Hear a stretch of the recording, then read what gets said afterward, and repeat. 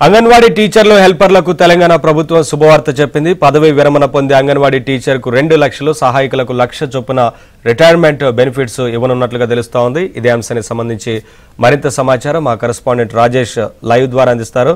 రాజేష్, అంగన్వాడీ టీచర్లకు ఇటు హెల్పర్లకు సంబంధించి ప్రభుత్వం కీలక నిర్ణయం తీసుకున్నట్లుగా తెలుస్తోంది. పక్కాగా అమలయ్యేలాగా జీవో కూడా విడుదల చేస్తామంటూ ఒకవైపు మంత్రి సీతక్క వారికి హామీ ఇచ్చారు కదా, ఏంటి వివరాలు?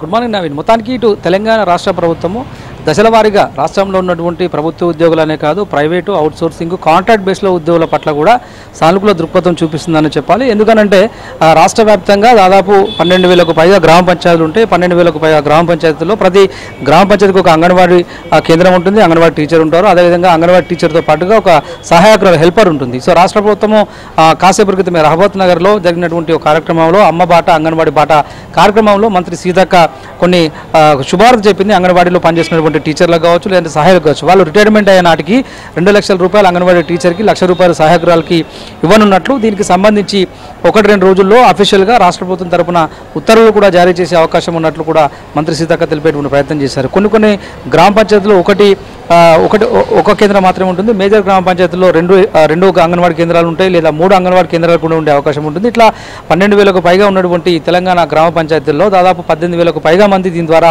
లబ్ధి పొందేటువంటి అవకాశం ఉంటుంది.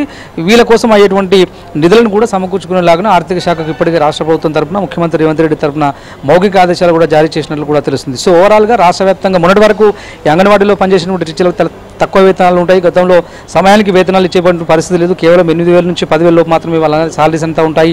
హెల్పర్లకు ఇంకా తక్కువ సాలరీ ఉంటుంది. సో వీటన్నిటిని పునఃపరిశీలించి 18,000 మందికి పైగా రాష్ట్ర ప్రభుత్వం తీసుకున్నటువంటి నిర్ణయం ద్వారా వాళ్లకు లబ్ధి చేకూరే అవకాశం అయితే ఉంటుంది.